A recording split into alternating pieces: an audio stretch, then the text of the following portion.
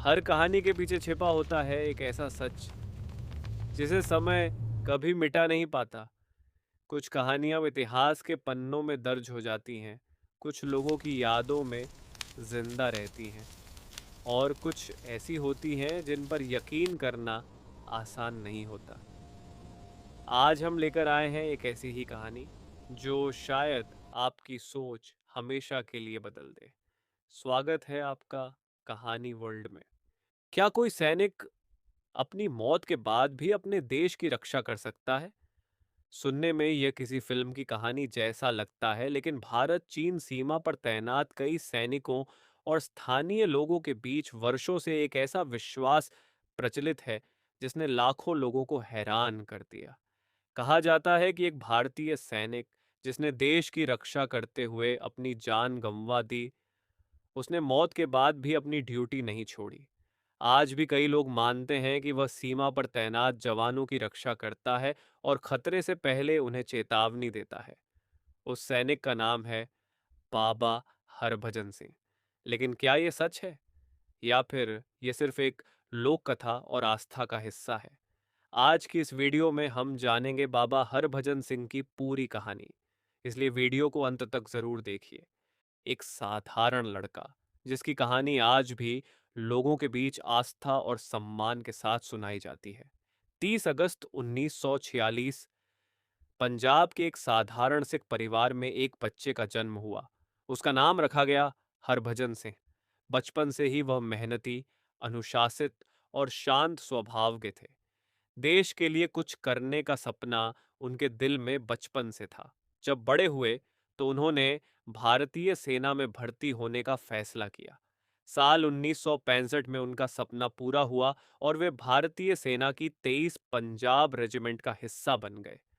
Training पूरी करने के बाद उनकी पोस्टिंग सिक्किम के नाथू ला सेक्टर में हुई।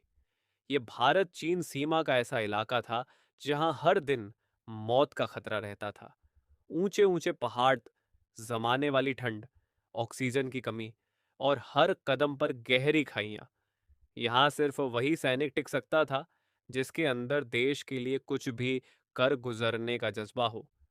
हरभजन सिंह भी उन्हीं बहादुर सैनिकों में से एक थे। वे बिना किसी शिकायत के हर दिन अपनी ड्यूटी निभाते रहे, लेकिन उन्हें यह नहीं पता था कि उनकी जिंदगी का आखिरी दिन बहुत करीब आ चुका है।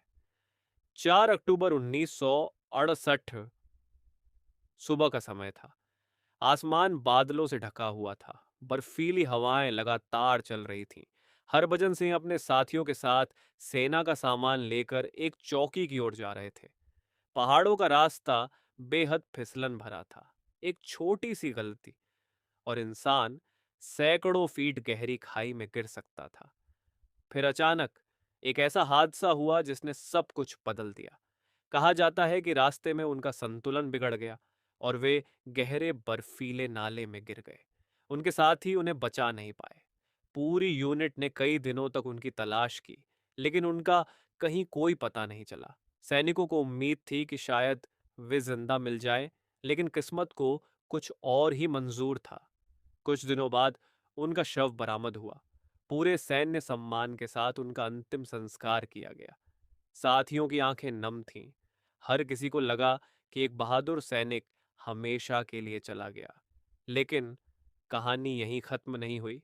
असल रहस्य तो उनकी मृत्यु के बाद शुरू हुआ, और यही रहस्य आज भी बाबा हरभजन सिंह को भारत के सबसे चर्चित सैनिकों में से एक बनाता है। लेकिन कहानी यहीं खत्म नहीं हुई। असल रहस्य तो उनकी मृत्यु के बाद शुरू हुआ, और यही रहस्य आज भी बाबा हरभजन सिंह को भारत के सबसे चर्चित सैनिकों में से एक बनाता है। हरभजन सिंह की शहादत के कुछ दिनों बाद उनके साथियों के बीच ऐसी बातें सामने आने लगीं जिन्होंने सबको हैरान कर दिया। कुछ सैनिकों का कहना था कि हरभजन सिंह उनके सपनों में आए। लोक कथा के अनुसार उन्होंने अपने साथियों को उस जगह के बारे में बताया जहां उनका शव पड़ा था। जब खोज की गई तो उनका शव वहीं मिला। इसके बाद सैनिकों के बीच यह विश्वास और भी गहरा हो गया कि हरभजन सिंह की आत्मा आज भी सीमा की रक्षा कर रही है। धीरे धीरे यह विश्वास और मजबूत होता गया। कुछ सैनिकों ने दावा किया कि कई बार सीमा पर किसी के कदमों की आहट सुनाई देती थी, जबकि वहां कोई दिखाई नहीं देता था। कुछ लोगों का कहना था कि कई बार खतरे की जानकारी पहले ही मिल जाती थी। हालांकि इन घटनाओं की कोई आधिकारिक पुष्टि नहीं हुई है, लेकिन वर्षों से यह विश्वास सैनिकों और स्थानीय लोगों के बीच जीवित है। समय बीतता गया, लेकिन बाबा हरभजन सिंह के प्रति सैनिकों का सम्मान कभी कम नहीं हुआ। भारतीय सेना ने सिक्किम में उनकी याद में बाबा हरभजन सिंह मंदिर बनवाया। आज भी बड़ी संख्या में सैनिक और श्रद्धालु वहां जाकर उन्हें श्रद्धांजलि अर्पित करते हैं। कई वर्षों तक सेना में उनके सम्मान में उनके नाम से प्रतीकात्मक रूप से वेतन और अन्य औपचारिकताएं निभाई जाती रहीं। लोक कथाओं के अनुसार उन्हें समय समय पर प्रतीकात्मक छुट्टी भी दी जाती थी।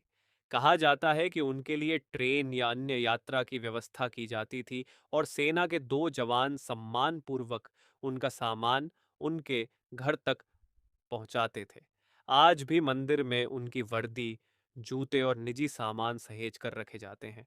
कुछ सैनिकों का यह भी कहना है कि जब कोई सैनिक ड्यूटी के दौरान हल्की झपकी लेने लगता था, तो अचानक उसे ऐसा महसूस होता था जैसे किसी ने उसे थपथपा कर जगा दिया हो। वे मानते थे कि यह बाबा हरभजन सिंह की चेतावनी थी। समय के साथ सैनिकों ने उन्हें सम्मान पूर्वक बाबा हरभजन सिंह कहना शुरू कर दिया। आज भी नाथूला क्षेत्र में तैनात कई सैनिक उनके मंदिर में जाकर आशीर्वाद लेते हैं और उन्हें श्रद्धा पूर्वक याद करते हैं। चाहे कोई इन घटनाओं को आस्था माने या फिर एक लोक कथा, लेकिन एक बात से कोई इनकार नहीं कर सकता।